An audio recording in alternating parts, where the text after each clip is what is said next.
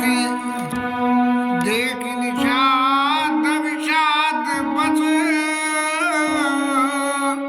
धुनई शीस पछताय।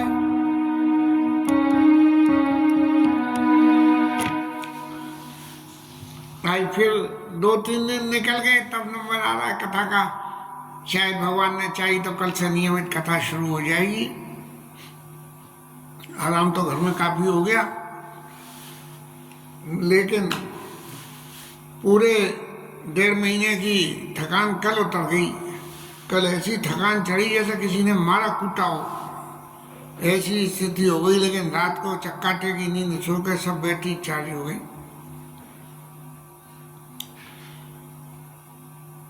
सुमंत्र महाराज राम जी के पास से जब लौटे हैं तो उनकी स्थिति बिल्कुल ऐसी हो गई जैसे कोई व्यापारी पैसा लेके व्यापार करने जावे और अपना मूलधन को भी गंवा के लौट के आ जाए। कि राम जी और सीता जी लक्ष्मण जी को अपने संग लेके गए और उन्हें छोड़ के वापस लौट आए। अब लौट के आके वापस लौट रहे हैं तो क्योंकि राज आज्ञा थी, इसलिए मंत्री महोदय खुद ही रथ हाँक के ले गए, ऐसा प्रतीक होता है। और साथ में कोई उनके रथ चलाने वाला नहीं था, लेकिन वो रथ को चला रहे हैं और चला नहीं पा रहे हैं। और घोड़ों की जो स्थिति थी उसका तो वर्णन करते हुए गोस्वामी जी ने यहाँ तक लिखा, जो कह राम लखन बेदेई और हिकर हिकर हित हेरई तेई। जो राम लक्ष्मण और जानकी इनका कोई नाम भी ले रहे तो घोड़े उसकी तरफ करके जो है ऐसा देखते हैं उनकी तरफ।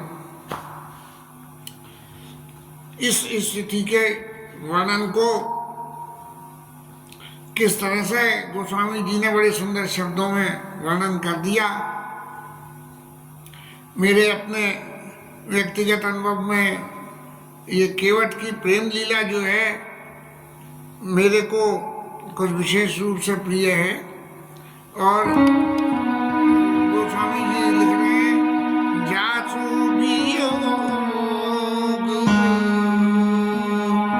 विकल पशु ऐसे प्रजा माता पितो जिया कैसे।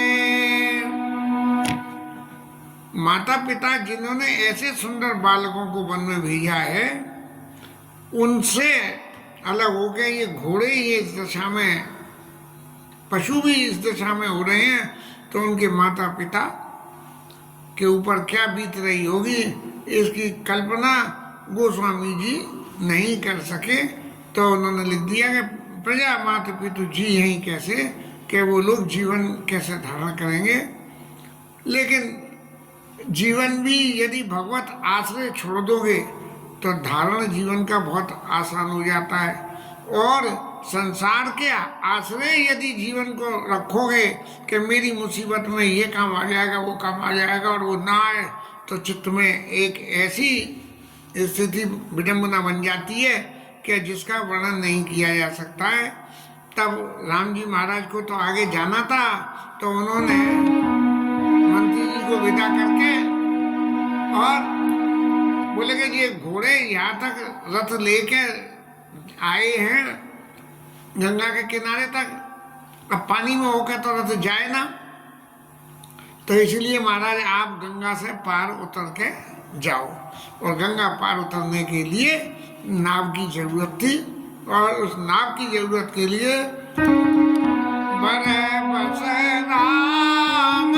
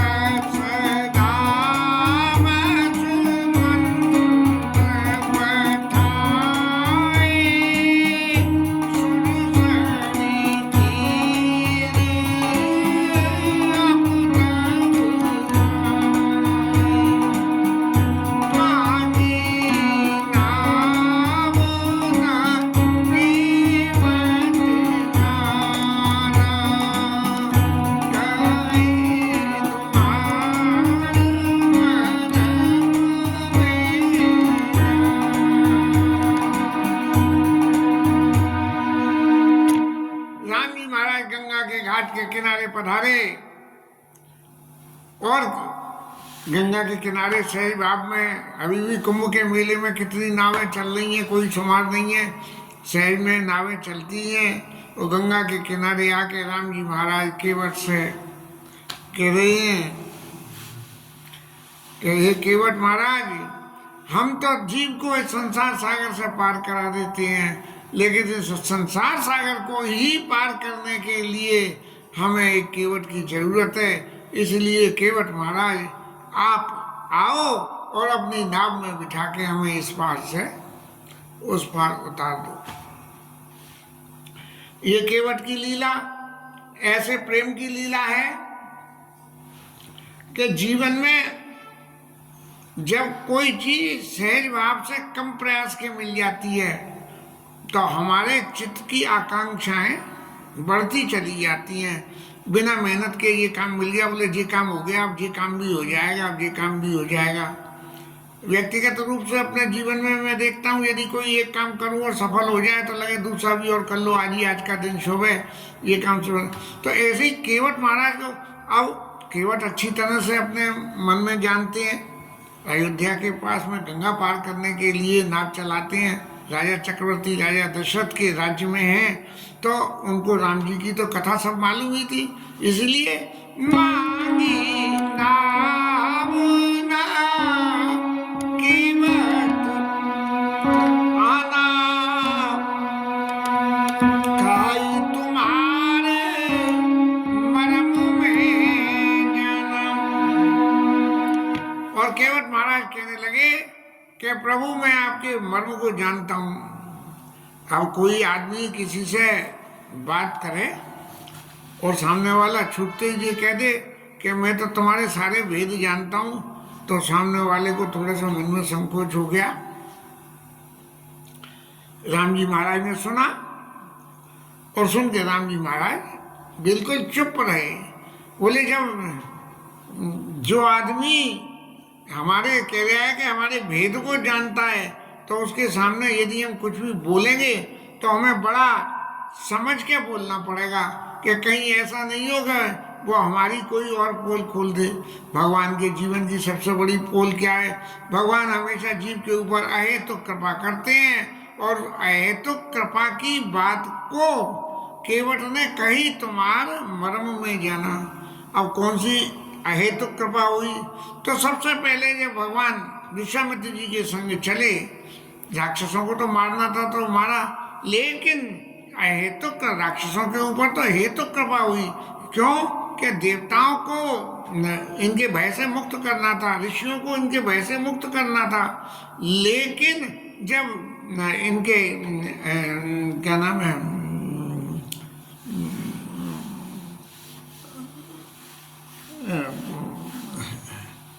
इनके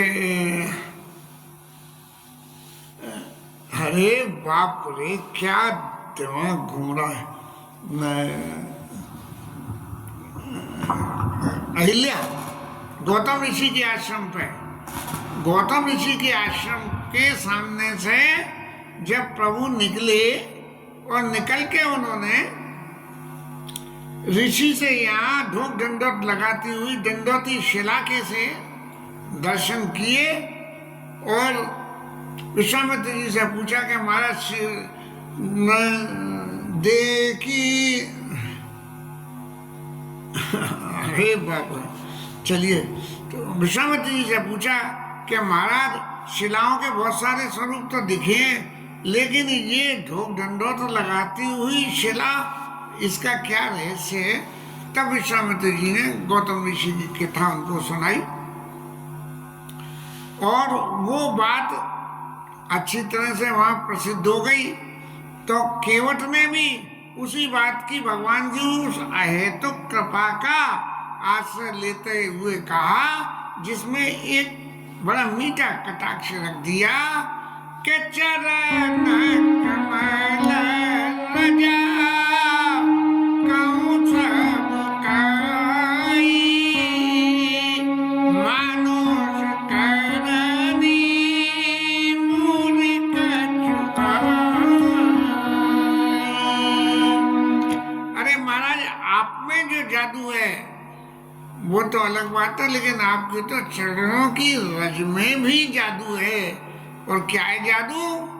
कि मानुष करनी, कोई ऐसी जड़ी बूटी आपके पैरों में लगी हुई है जिससे कि पत्थर भी जो है इंसान बन जाते हैं। इसलिए क्यों कि आपने गौतम की स्त्री की ऊपर में अपने चरणों की रज डाली, और डालते ही वो स्त्री हो गई। अब कहाँ वो पत्थर और कहाँ ये मेरी काठ की नाव। अब आप जब नाव में चढ़ोगे तो नाव में चढ़ोगे तो आपके चरण भी आएंगे और चरणों में लगी हुई धूल भी आवेगी। और यदि ऐसा ही जादू फिर आपने कर दिया तो क्या होगा कि मेरी नाव भी किसी मुनि की पत्नी होगी, और शाप से अगर नाव बन गई होगी तो वो फिर वापस मुनि की पत्नी बन जाएगी। इसलिए पान तेना काठ कठिनाई। महाराज पत्थर तो कड़ा होता है, जब वो कड़ी चीज जो है मनुष्य बन गई तो फिर ये काठ की नाव का क्या है, ये भी मनुष्य बन जाएगी। और मनुष्य बन जाएगी जो बन जाएगी, नाव सही मायने में फेमिनिन जेंडर है, हाँ मैस्कुलिन तो है नहीं। इसलिए छुअत शिला भई नारी सुहाई, पान तेना काट कठिनाई। तो क्या होगा महाराज? बोले तरनी मुनि घरनी होई जाई। ये मेरी नाव भी किसी मुनि की पत्नी बन जाएगी, और पत्नी बन जाएगी तो मेरा तो सारा धंधा रोजगारी चौपट हो जाएगा। कैसे? कि यही प्रतिपाल।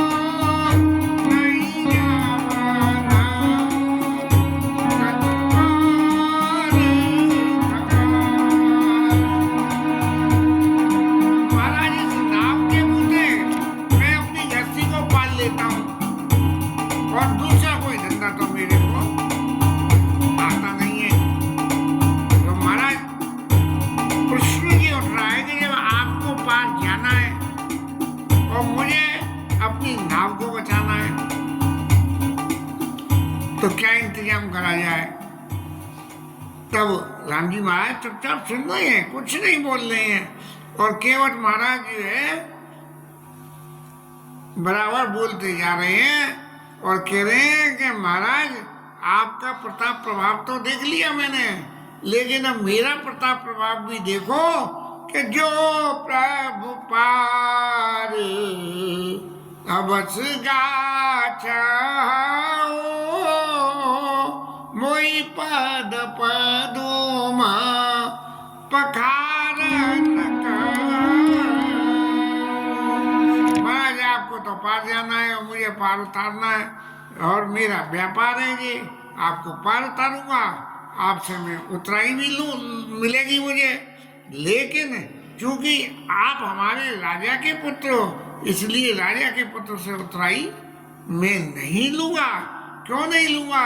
कि आप जगत से पार उतारते हो और मैं जो है इस संसार सागर की नदी से पार उतारता हूँ, और नाव से मुड़ाई नहीं लेता है, इसलिए महाराज मैं भी आपसे उतराई नहीं लूंगा। इसलिए पद कमल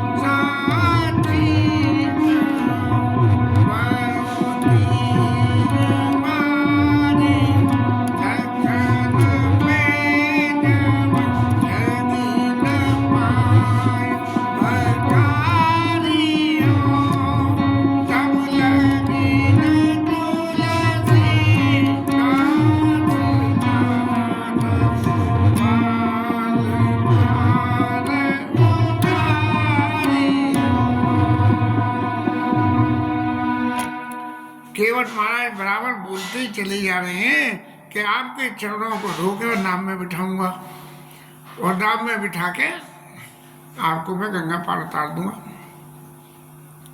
लेकिन प्रभु एक शर्त और है इसके संग में। वो शर्त क्या है कि मैं आपसे उतराई नहीं लूंगा। क्यों?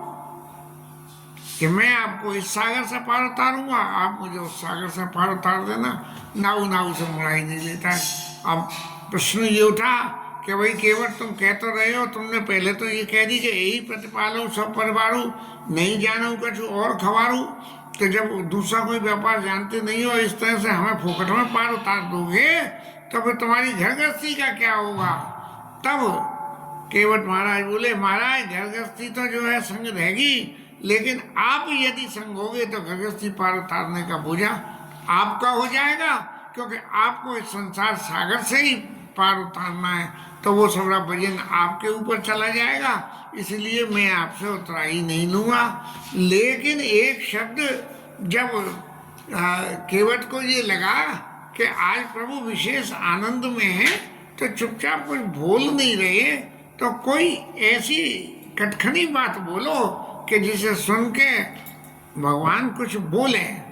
लेकिन लक्ष्मण जी महाराज उनका क्या है कि वो राम जी नहीं बोल रहे हैं तो लक्ष्मण जी बोलेंगे नहीं, लेकिन मन ही मन में लक्ष्मण जी महाराज सोच रहे हैं कि भाई ये बोले चला जा रहा है और प्रभु कुछ बोल नहीं रहे हैं, तो आखिर से कुछ तो मर्यादा रखनी चाहिए। आखिर राजपुत्र हैं ये, तो राजपुत्रों के सामने ज्यादा, अपने से बड़ों के सामने ज्यादा बोलना अच्छा नहीं होता है।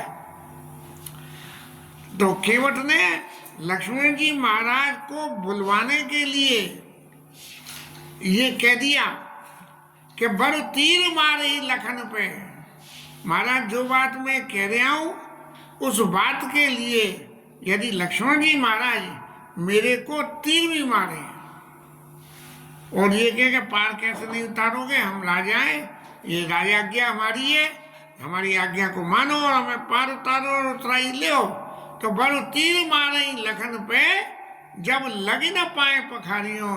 लेकिन मैं फिर भी कहता हूं कि जब तक मैं आपके चरणों का प्रक्षालन नहीं कर लूंगा तब तक मैं जो है आपको पार नहीं उतारूंगा, भले ही लक्ष्मण जी तीर मारे। अब लक्ष्मण जी महाराज ने जब ये सुना कि भाई ये तो बड़ी गलत बात हो गई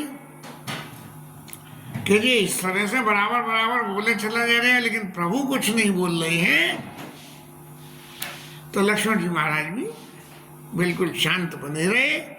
और राम जी महाराज की क्या स्थिति हुई कि सुन के बट के बैन प्रेम लपेटे अटपटे अरबिया से करुणा एन चितई जान की लखन तना।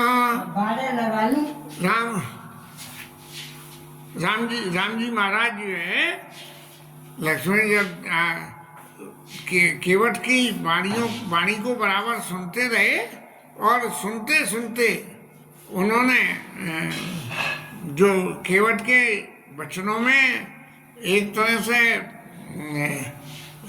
एक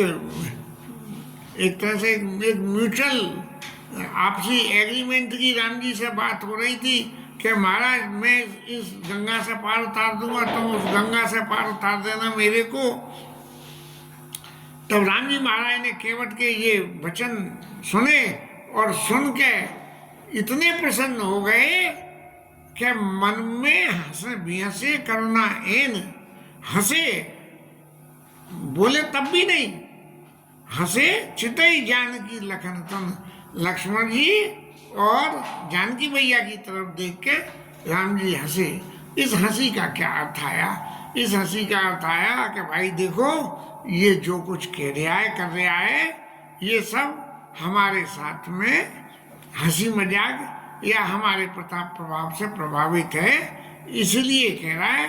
तो तुम इसके उस प्रेम के उस स्नेह को कम करके मत आंकना। और कहीं जो है लक्ष्मण जी की प्रवृत्ति के हिसाब से कि हे भाई केवट जरा संभल के बोलो, तुम जो अयोध्या के राजा के पुत्रों से बात कर रहे हो, ऐसी बात न कहें तो चितई जानकी लखन धनु। और राम जी महाराज हंसे और हंसते हुए अब प्रभु को बोलना पड़ा, कृपा कृपा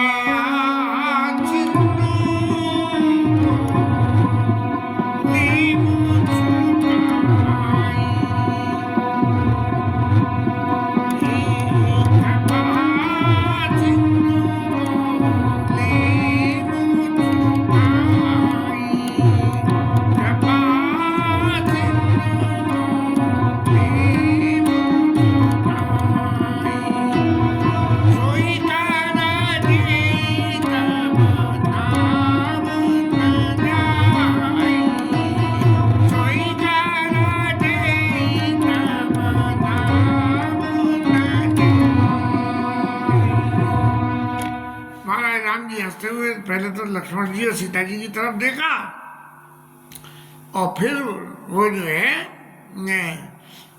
केवट की तरफ देख के बोले और हंसते हुए बोले कि सोई कर जई तब नहीं आई। भाई देख, जब तेने कही कि तू हमारा मर्म जानता है, तो जब जानता है तब जो तेरी मन में हो, जो तेरी मन में हो वो तू कर ले। सोई कर जई तब नाव न जाई, तेरी नाव किसी ऋषि की पत्नी न बने, उसके लिए जो भी इंतजाम करना हो वो कर ले। और तेने कही कि मैं पदकमल धोई चढ़ाई नाव, तो जो है तू हमारे पैर धो ले। भाई हम कब मना कर रहे हैं कि पैर मत धो, लेकिन इन सारे कामों को जल्दी करो। लेकिन केवट भगवान के चरणों को पकड़ने में इतना आतुर था कि उसने भगवान के चरणों को धोने के लिए जो क्रिया अपनाई है, दूसरे संतों से कथा में सुना कि केवट ने पहले भगवान का एक चरण धोया और धो के उस चरण को अपने हाथ पे ही रखा रहा, धरती पे नहीं रखा। फिर दूसरे चरण को धोया और धो के फिर भी धरती पे नहीं रखा। क्यों नहीं रखा? बोले फिर रज लग गई तो क्या होगा, इसलिए रज नहीं लगे तो दोनों हाथों से अपने भगवान के चरणों को अपने हथेली पे रख लिया। अब भगवान तो बालक स्वरूप में ही थे उस वक्त। राम जी महाराज को लगा कि भाई ये ऐसे इसके हाथों पे हम जो है अपने चरणों को रखे रहेंगे तो हम गिर नहीं जाएंगे। तब केवट महाराज ने कही कि महाराज आप मेरे सर को पकड़ लो, माने चरणों से तो मेरे हाथों के ऊपर कृपा करी और अपने हाथों से मेरी खोपड़ी के ऊपर में महाराज कृपा कर दो, तो एक ही बार में पार हो जाना। तो जा नाम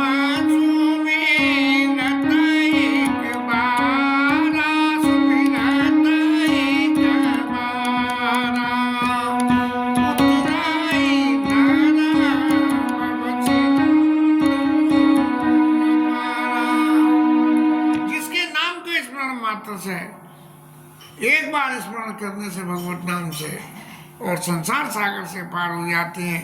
ऐसे हमारे राम जी महाराज केवट को सोई कपाल केवट ही नहीं हो रहा और जेरी जग की है पगों से तोता। वामन अवतार में भगवान ने जो है 3 पगों में सारी पृथ्वी को नाप लिया था। ऐसे भगवान जो है केवट के सामने इस बात का निहोरा कर रहे हैं कि हो तो विलम्ब उतार ही पारू, हमें जल्दी से पार उतार जाने में दे। और जब गंगा मैया ने देखा कि ये राम जी महाराज जिनका प्रताप प्रभाव, अरे जिनके चरणों से मेरा उद्भव हुआ है, ये वही है या कोई दूसरे है जो यहाँ आके गंगा के घाट पर केवट का निहोरा कर रहे हैं, ये क्या बात है। तो पद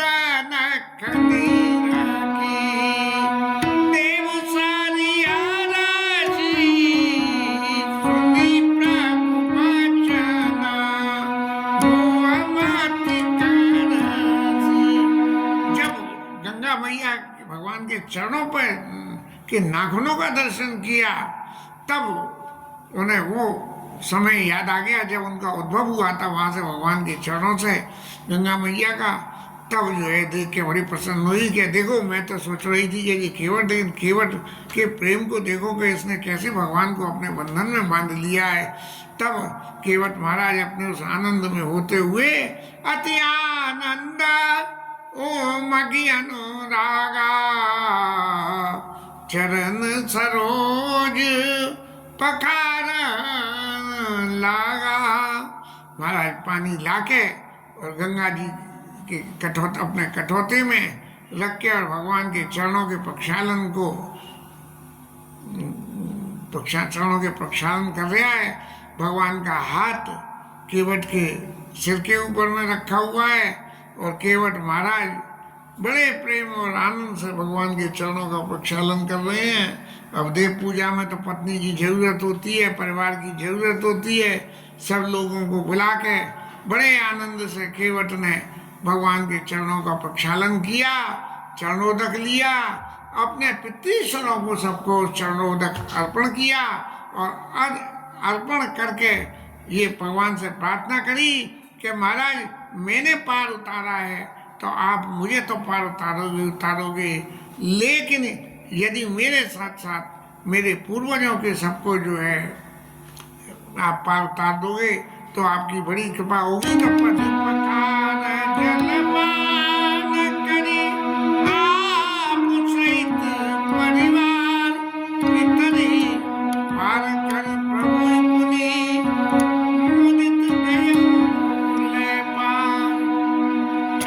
अपने आप को तो पार उतारने का साधन कर लिया, वायदा ले लिया भगवान से और पितृक्षणों को पार करने के लिए प्रभु से निवेदन कर दिया और उसको ये अनुभव हो गया कि अब निश्चित ही हमारे पितृश्वर भी भगवान की कृपा से पार उतार जाएंगे।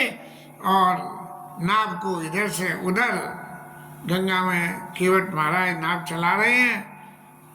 कथाओं में संतों से सुना कि केवट इस पार से उस पार नाव ले जाता है, फिर बीच में से ही काट के ले आता है, फिर इधर से उधर ले जाता है।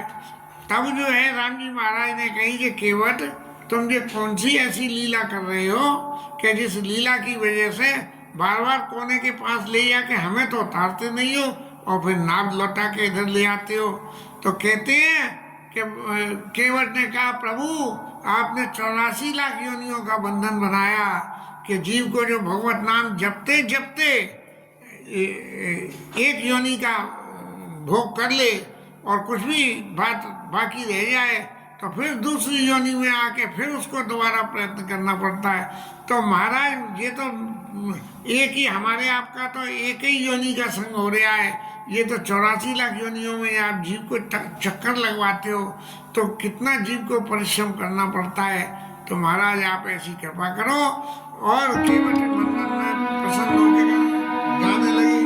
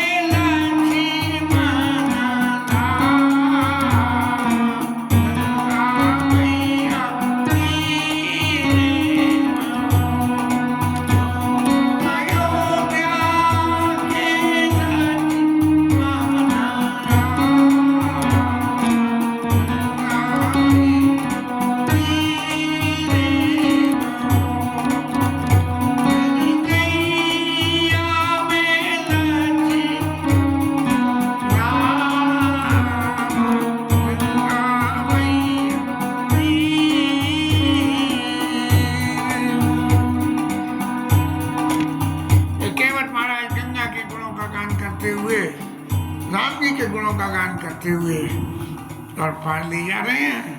पार ले जाके घाट किनारे नाव को लगा दिया और प्रभु को उतरने का नंबर आया।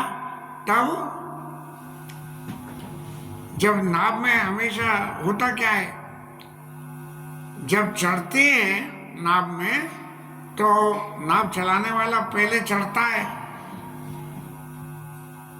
और यात्री पीछे चढ़ते हैं। लेकिन जब उतरने का नंबर आता है तो नाव चलाने वाला पहले उतरता है और नाव को पकड़ लेता है, तब जो है यात्री गण उसमें से उतरते हैं। तो इसी तरह से केवट महाराज नाव पार ले गए और उतर के खड़े हुए, नाव को पकड़ा और राम जी को जो है नाव से उतारा है। जहाँ बिठाने के लिए भगवान को इतना प्रयत्न किया, वहाँ भगवान को उतारने के लिए उतना ही ज्यादा आदर दिया और भगवान को चरण पकड़ धोके पकड़ के बिठाया और भगवान के हाथ पकड़ के नाव में से भगवान को उतारा।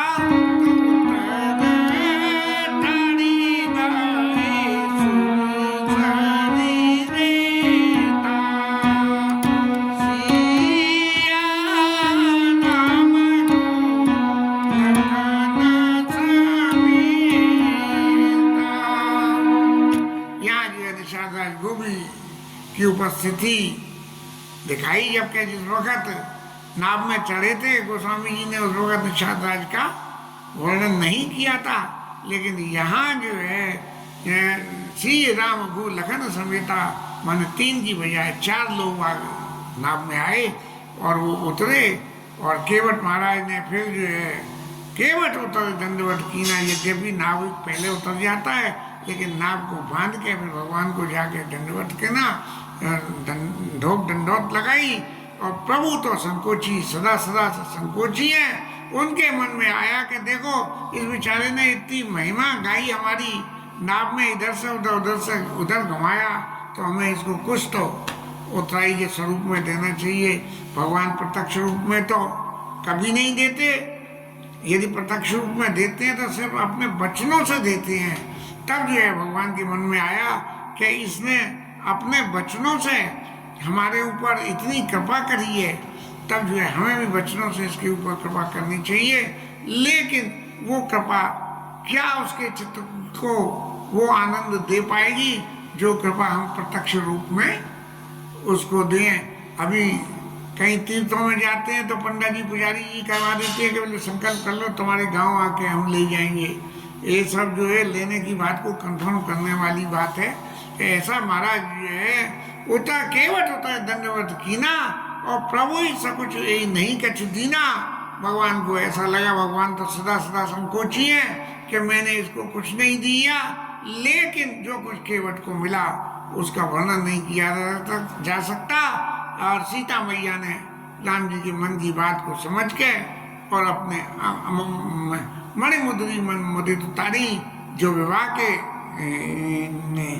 उपहार में राम जी के द्वारा मिली हुई जो मणियों की अंगूठी थी वो अपने हाथ से उतारी और उतार के केवट भगवान को दी और भगवान ने केवट को दी। लेकिन एक बात जो सुनी है, संत कहते हैं कि कितनी पुण्य किए जब जनक जी महाराज ने जो है जानकी जी को पाया, और जानकी जी को पाके कितने पुण्य किए कि राम जी को पाया। और राम जी को वो जो अंगूठी जनक राज जी ने राम जी को वो अंगूठी जो राम जी ने जानकी मैया को पहनाई और उस अंगूठी को अपने प्रदेश के राजा होने के नाते मैं उनसे उतराई में ले लूं, तो इससे बराबर मेरी धृष्टता क्या हो सकती है। तो भगवान ने जब कहे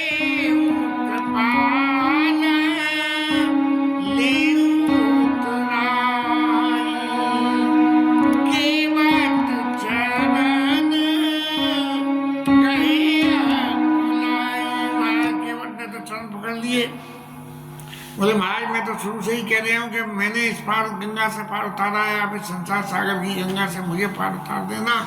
तब वो कही कि ना तो आज मैं कहा ना पावा आप तो ये अंगूठी दे के मेरे को ये रिझाना चाह रहे हो कि मैंने अंगूठी आपसे ले ली तो आप कर्ज मुक्त हो गए। महाराज, मैं इस संसार सागर की गंगा से पार उतारा है, तो जब तक आप मुझे इस परलोक की गंगा से पार न उतारोगे तब तक मेरा संतोष नहीं होगा।